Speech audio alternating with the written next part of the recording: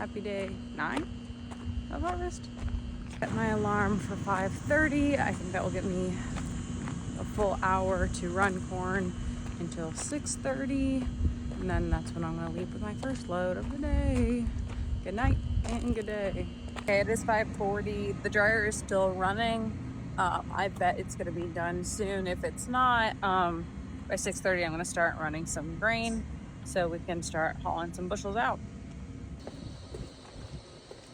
Yep, okay, now to start loading corn.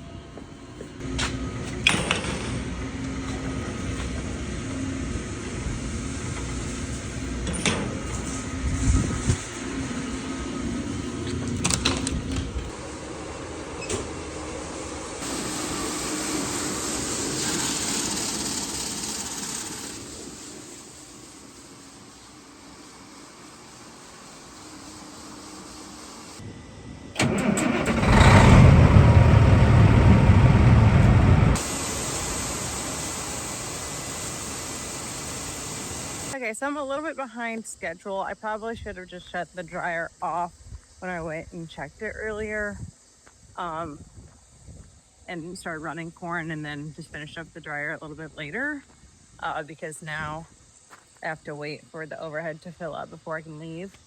And I thought I had more corn in the overhead than I did. And I want to get 2 trucks filled up so that when Greg gets here, he can just leave with a load. I'm not positive that he knows how to load a truck. It's pretty simple, but I'm not sure if I've ever actually explained that to him. So whatever, I'm gonna make a little bit of coffee, wait a little bit. It's not gonna be the end of the world not getting there immediately when they open up, because we're only gonna have like 5 loads to haul this morning anyway, where we had 7 yesterday and we were fine on time. So really, like, we're fine. But the imaginary made it schedule in my head, you know?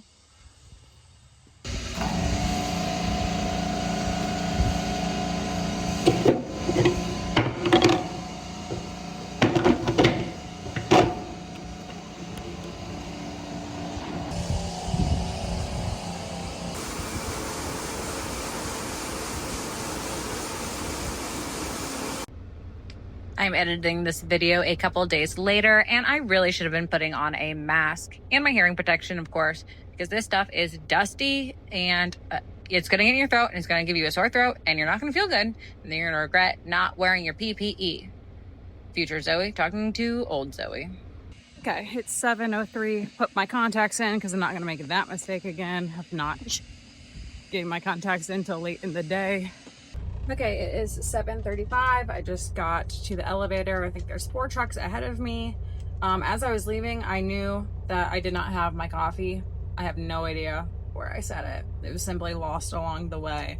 But hopefully I find it sometime this morning. Doesn't really matter as far as like giving me energy because it's decaf. But it would have been nice to have a hot beverageino right now.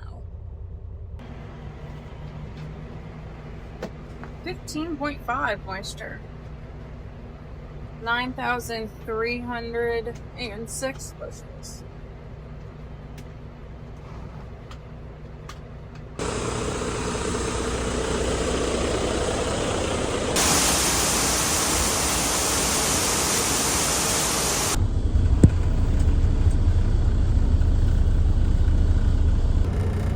I need to clean my windshield.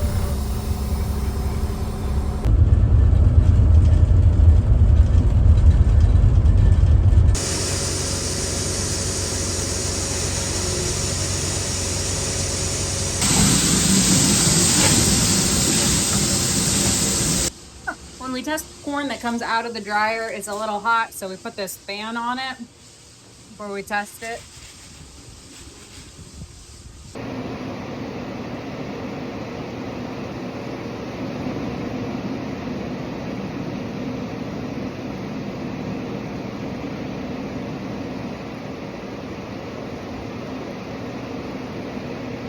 It takes like 12 to 15 minutes to dump these trucks. So sometimes when I'm dumping them, I will walk up and down a bin just so I can get a little bit of movement in, keep myself awake, moving, feeling good. We switched from corn to beans at 11:15 a.m. And as a reminder, we're only doing this because we can only put so much into our dryer, and it's taking a decently long time to dry this corn. We don't have to dry the beans. Also, the beans usually don't get fit until 10:30, 11, depending on how much dew we get overnight.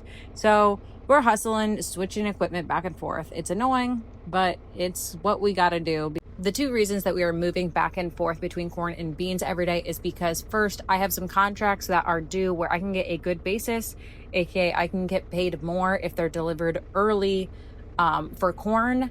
Also, the corn is being held up because we have a motor that isn't working. Normally we can get 5,000 bushels before the dryer and then let it dry, but now we can only do 2,000 bushels because I have a motor that's down. So we can't do much at a time. So it's a lot of jumping back and forth, trying to maximize how much we can get into the dryer without just sitting and waiting for the dryer all day. Okay, so I would have thought I would have had at least 2 lights on here because we shelled 2 loads of corn, but if they're about 900, we'll call that 18,000 bushels. And then if we've dried 400 bushels in the last hour, that'd be 14. The second light should definitely be on, so I'm a little bit concerned about that. So I'm gonna climb up there and hit the bin and see how full the bin is at.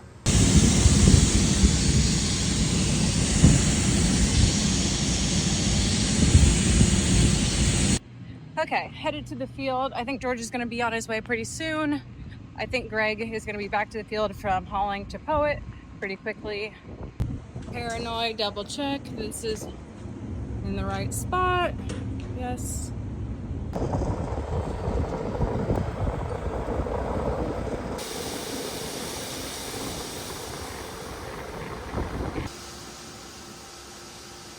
Our 5th and final load of the day to Poet. Of course, I'm in the semi. It does not have air conditioning and it feels about 90 degrees in here. Oh well. I'm back at the field. They're getting this little small 10-acre patch opened up, and then I'm gonna park over there. Time for some lunch. Today we have a hard-boiled egg, 2 kiwis, and some turkey, and then I have spaghetti and chili in a thermos. So good options today.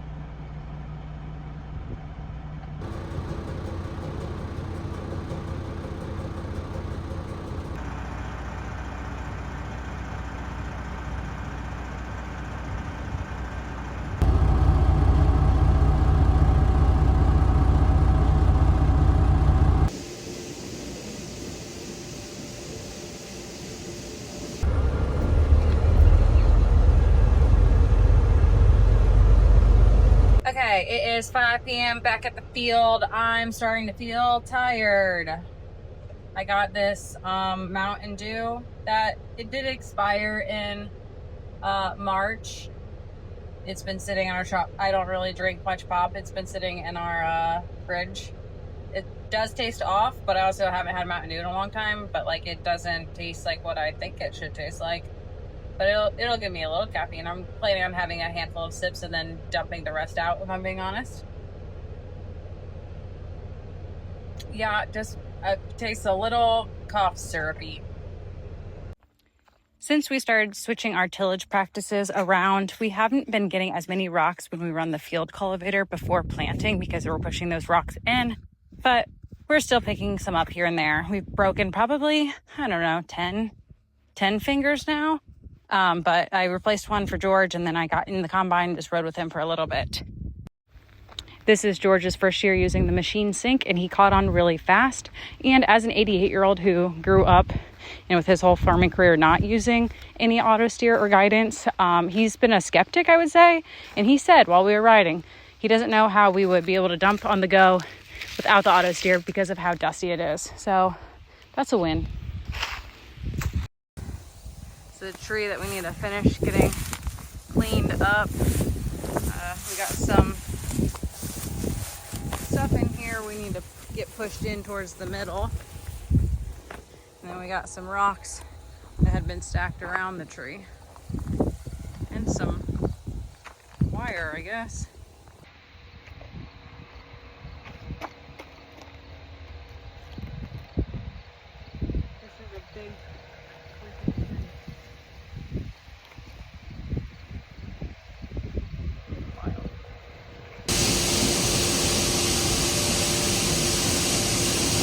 Okay, I'm assuming that George is done now. JD's switching things over, so I'll get the last load of soybeans.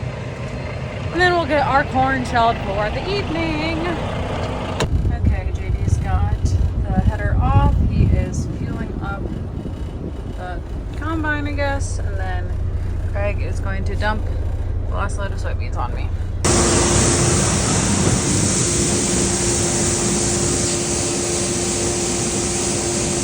Okay, I'm starting to feel a little tired and a little cranky. We could have started corn a little bit earlier in this evening because corn's getting a little bit drier, so it can go through the dryer a little bit faster. So then potentially we could have harvested like 3.5 loads rather than 3 loads. It's whatever. Just we would have given ourselves more time before morning. And I don't want to fill up like the trucks any extra because hopefully tomorrow we will get someone to try to work on the motor. And also we need to have some bearings fixed. We need to get things set up to get people started onto the tillage. Like there's just a lot of things going on tomorrow. And I'm tired tonight. And we're gonna have a late night tonight because it's 8:15 and we're just gonna get started on our 3 loads of corn. So I'm tired and I'm grouchy. Woo. Oh well. Last portion of the day. Now I can sleep, back to the dryer, sleep, and hopefully have a successful day tomorrow.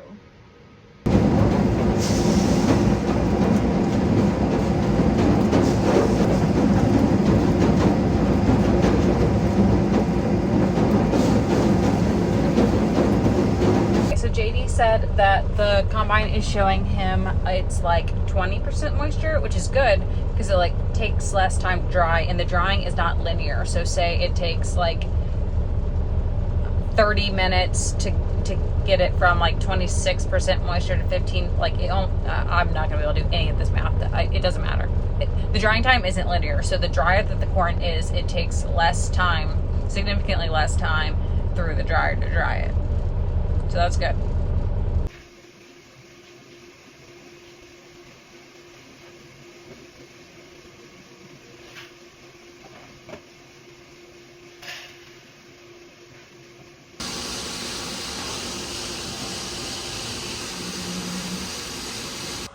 Okay, what I didn't factor in is that we would actually literally just run out of field here.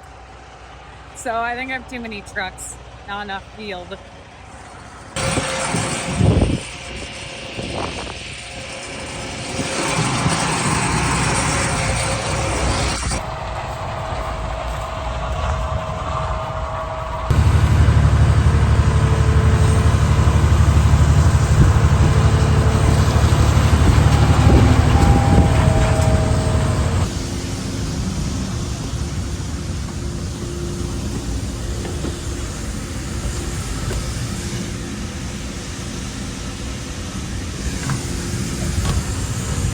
We tried so hard to squeeze this last little bit into the dryer. We didn't want to plug anything up, but it would be so nice to have this truck fully unloaded, dryer topped off. So we just kept running a little bit more into the system, just listening to the leg to make sure it wasn't starting to like back up.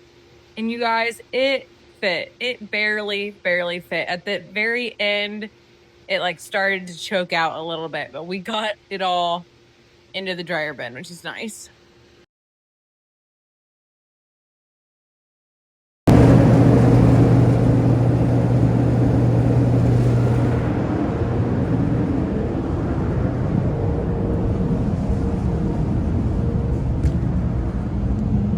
Came to make sure that everything shut down with the dryer and so that I could start filling up the overhead so we could load out corn. It's always a great sign to see that the dryer is empty and it has timed out correctly. Time to go to bed.